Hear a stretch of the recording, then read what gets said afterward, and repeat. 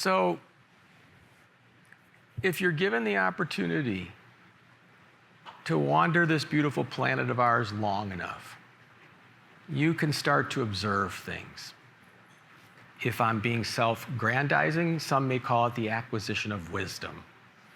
And one of those observations through the years is at times of great promise, they almost always seem to be accompanied by great challenges.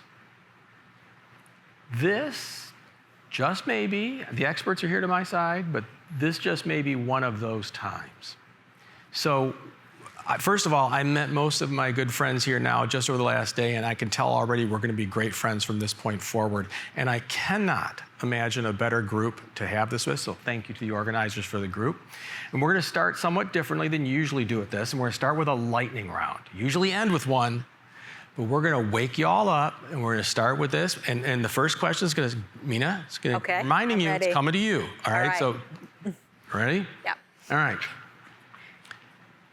I know you know this, GLP1s are clinically very exciting, and they are expanding fast, but budgets are not. How do you think about who gets access today versus what's financially sustainable tomorrow, especially as indications grow? Absolutely. I mean, as you point out, it is a very exciting time, and with it comes great challenges. I can give you the liver perspective. So I see patients who are presenting to me with cirrhosis, secondary to what's MASLD, which the name has been changed, but what you think of as fatty liver. Now, they're coming to me with cirrhosis, maybe varices, maybe need a liver transplant. It is now a leading cause of liver transplantation in the country. And I say, oh, this is due to fatty liver. And they say, oh, but doc, I've had fatty liver. I've been told I have fatty liver for 20, 30 years. And now we actually are in a position where if we do catch that upstream and we look for that earlier signs of fibrosis with very easy tools, mathematical tools that are very, very easy, we now have therapies that can reverse fibrosis. So fibrosis is the most important determinant of outcomes. And now, thanks to GLP1s and other drugs, we can now reverse fibrosis and prevent those downstream consequences of cirrhosis and liver cancer. So we just need to think about risk stratification early, where interventions can be highly impactful. Florencia? Well, I want to kind of piggyback on that. I come from the endocrinology side, and I think it's just really critical to convey that obesity is a chronic disease, and treating obesity has always been about improving health, not about the number on the scale. So this is about prevention of liver disease, also diabetes, and many others. At Form Health, we work a lot with employer clients and partners, and it's been a wonderful experience to think about how we can think about population health. So not just the individual, but all of the members in the population, and think about risk stratification and how can we deliver the best clinical outcomes, and the clinical impact, also that adherence and persistence, which is so critical, but then also think about how to have guardrails around cost or flexible systems that allow us to make the whole program cost effective for the population. Great. Hi, everybody. I am not Dr. Carey. I am Tracy, filling in for her. But I have 20 plus years experience in this weight health world. And I'll tell you what we're seeing today is just instrumental to everything. These drugs are, they have so many different effects, but what we're really seeing is the walls have officially crumbled, right? Payers can no longer dump GLP1s into a lifestyle bucket alone. And so they're now becoming this medical care necessity. And so just like we've heard, we have to stop treating GLP1s like this cosmetic luxury. We have to start treating them like as a foundational multifaceted infrastructure to medical care as more indications are becoming known as science continues to emerge. Hi, everyone. Elizabeth Chappelear with MilliporeSigma. And, as an employer who covers GLP1s, we recognize the clinical promise of GLP1s. So just adding on to what everyone else is saying. And our responsibility is to balance the access with long-term sustainability. So today we're prioritizing that access for those that have a clinical need. And so for us under our plan, that is individuals with obesity or who are overweight with a comorbidity. And at the same time, for us, we consider that building a pathway, not just a gate, right? So as part of that pathway, that means pairing GLP-1 coverage with a lifestyle intervention, which we've partnered with Wonder Health. And that ensures that we're treating underlying drivers of weight, not just symptoms.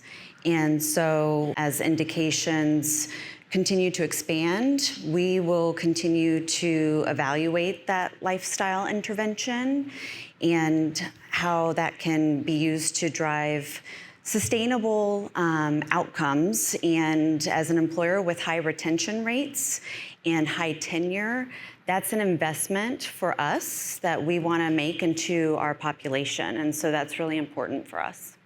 So Elizabeth, let's build on that. I mean, you're making some really interesting points there. And I don't think we emphasize enough how important the employers are in this national conversation. You're absolutely central. So now, as evidence expands into liver, kidney, cardiovascular disease outside of obesity, how should employers decide in the moment where to lean in and where you're going to say, I'm going to hold back and wait for stronger proof? Have you guys had a chance to think about that?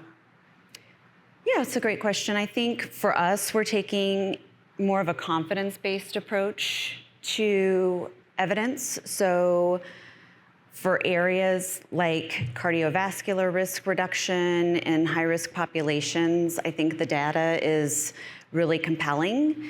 To lean in more confidently. That's how we're looking at it. And then for emerging conditions like liver disease or early stage kidney disease, we tend to want to watch that a little bit more closely. And so we're being a little bit more measured.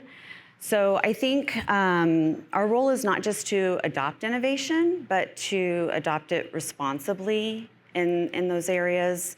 And so until we see some consistent longitudinal data in our broader populations, that will prioritize our targeted use over the broader population. Okay. Florencia or Meena, quick comment from the clinical side? Yeah, I mean, I understand we can't, boil the ocean, right? So we certainly all agree that upstream we would love to treat everybody, but that's just not a practical approach. So let's risk stratify, as Elizabeth said, to think about who's already demonstrating some of the downstream sequelae, like risk stratifying for liver fibrosis, for liver disease, kidney disease, who already has cardiovascular disease and needs it. So I think that we can subgroup the population for those who are unfortunately already suffering downstream consequences, while we as a society kind of work on tackling the upstream problem, which is much bigger. And we do that as well. The GLP-1 obesity management medications are such a huge transformational drug class, but we do have other treatments. So at Form, we definitely use some of the older. They're a little bit less effective, but they can still be very effective and they're much lower cost. So I think really thinking about the full toolbox and doing that risk stratification, it's not one size fits all. Everybody gets on a GLP-1. We have to use these more complex kind of clinical decision-making strategies to give everybody the treatment they need, but focus maybe the most expensive treatments on the higher risk populations when that's necessary for cost control. No, that makes sense. It makes sense.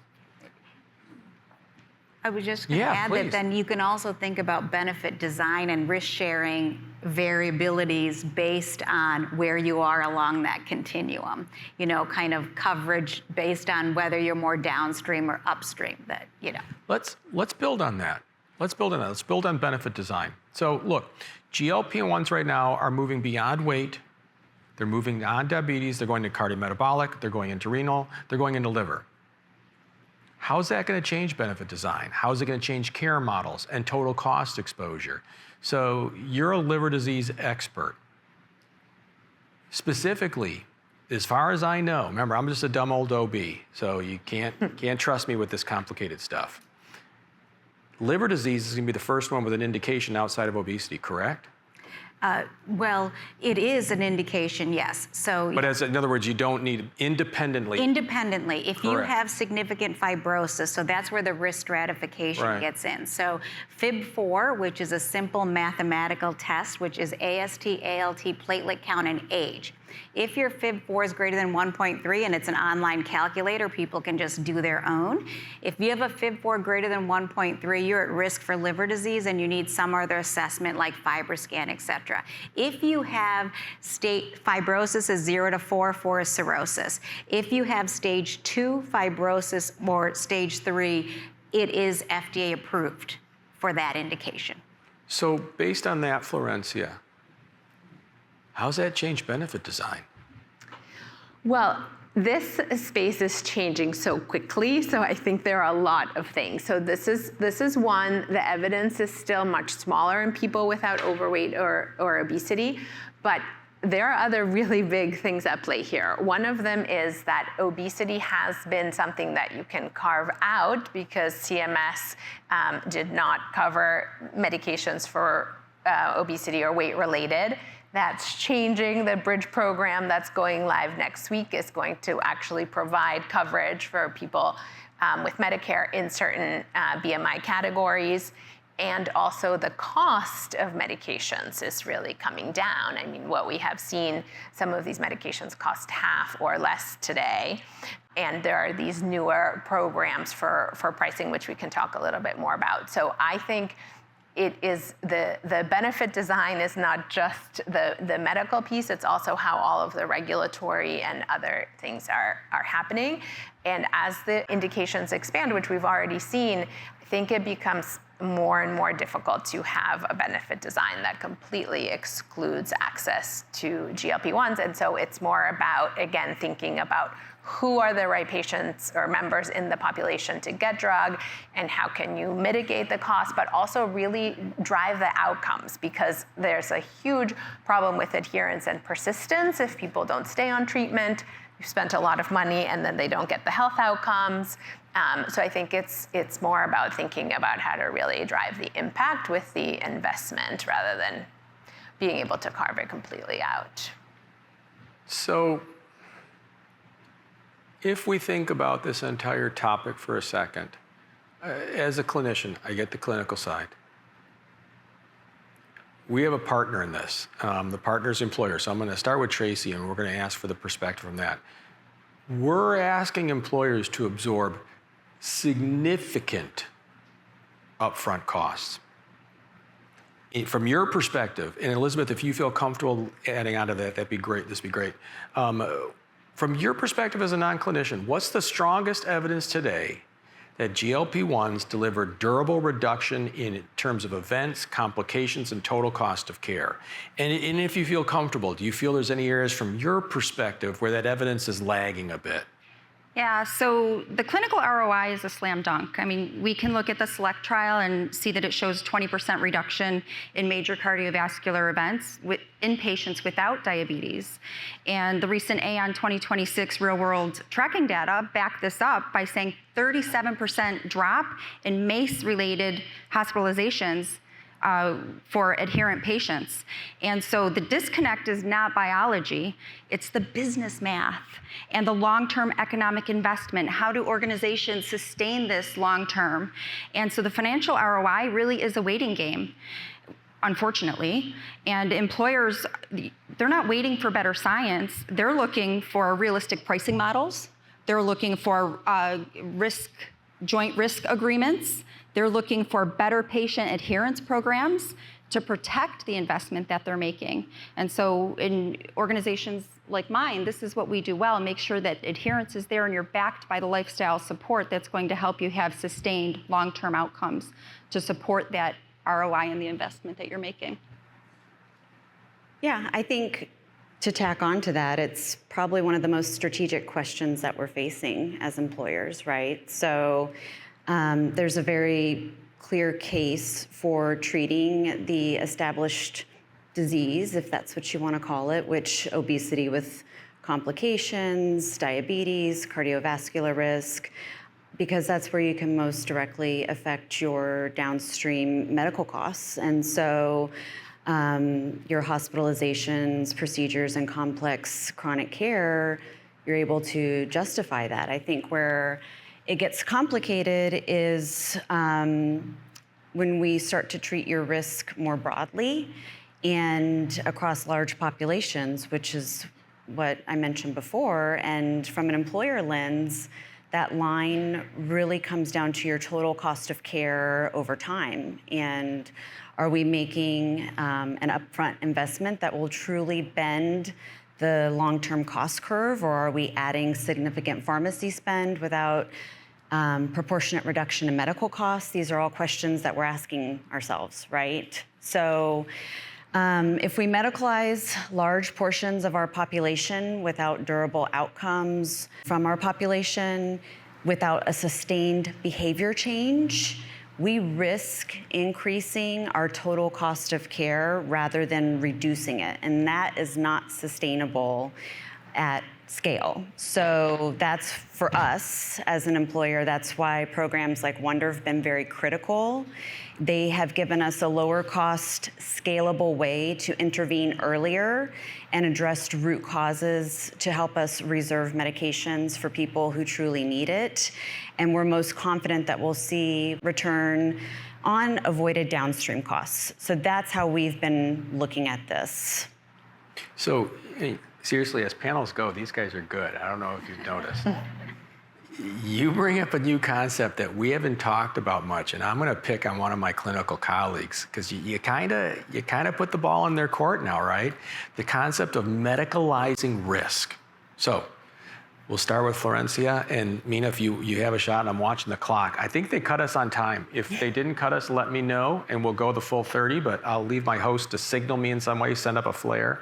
If we screen broadly as clinicians and treat pre-disease, are we improving health, or are we actually medicalizing risk? How does it affect clinical value? How does it affect affordability? When the population who could qualify, it keeps expanding, what do we do? Well, okay, one thing I really want to highlight that I think you also touched upon is that we can't just think about like GLP-1 medications. This is really about treatment of a complex diseases. And it's so important to think about, just as you highlighted, comprehensive care. Pharmacotherapy is one strategy, but if we don't give people the full toolbox, we have so much evidence now coming out that you don't achieve clinical trial level results if you don't provide the comprehensive care. Plus there are side effects, people go off treatment, they go more to the ER, et cetera. So I think it's really important to highlight that comprehensive care. In general, the things that drive ROI and that improve the health of the population are catching things early and preventing them before. So when you ask about kind of medicalizing risk, we want to be preventing diabetes. We want to be preventing fibrosis because those are then the things that impacts people's health and well-being, but also are extremely expensive. So I think that a preventative strategy makes sense. Now, also acknowledge it's up to 70% of the population if you include overweight and obesity. If you think about putting that entire group of people on GLP-1s, the math is it doesn't work. So again, we come back to risk stratification in the population, really matching the right treatment with the right patients who are likely to derive the most benefit, and then using other tools that are also in the medical toolbox for the rest of the population, including lifestyle, including lower cost meds, et cetera. All right. I have a question for all of you. And I purposely saved this for last. Just like when I used to teach residents, we save the toughest for last. It's a question that may make you feel uncomfortable, and I know you all well enough. I'll look in your eyes. I'll see if you're trying to dodge. No dodging on this, all right? The topic is non-negotiables. If indications keep expanding, and it sure looks like they're going to, what are the non-negotiables employers should put in place right now? And I'll give you some examples. Eligibility criteria, step therapy, continuation rules, integration with metabolic programs. What does it take to keep this clinically impactful and, can't leave this out, my clinical friends, financially sustainable? And we're going to start with Meena and work our way back. So I think from a liver perspective, if someone has stage 3 fibrosis, they're on the brink of cirrhosis. And that's going to be a lot more costly in the near term in terms of liver transplantation and complications. So a non-negotiable, if someone has proven themselves to get to that degree of fibrosis, you need to treat immediately and bring them back from the brink, or your total cost of care is going to be quite high. And think about the patient. Right. Well, I think a non-negotiable right now is having a strategy for dealing with obesity and cardiometabolic disease in people's population. And that may mean, that can mean different things, but I think having a trusted partner that does this, that can help you provide the comprehensive care, navigate with you in a field that's changing so rapidly, and can offer also creative solutions towards cost control. Didn't end up talking a lot about it, but we're looking at some of these newer payment models like direct employer connect, direct to employer pricing models and things like that. And so the field is changing so quickly. I think having a solution that can really help you navigate an obesity and cardiometabolic strategy for your population is increasingly critical. Yeah, and I think employers are having to make really tough decisions, and they can't just flip the switch from covered to uncovered or uncovered to covered, especially as more indications come to market.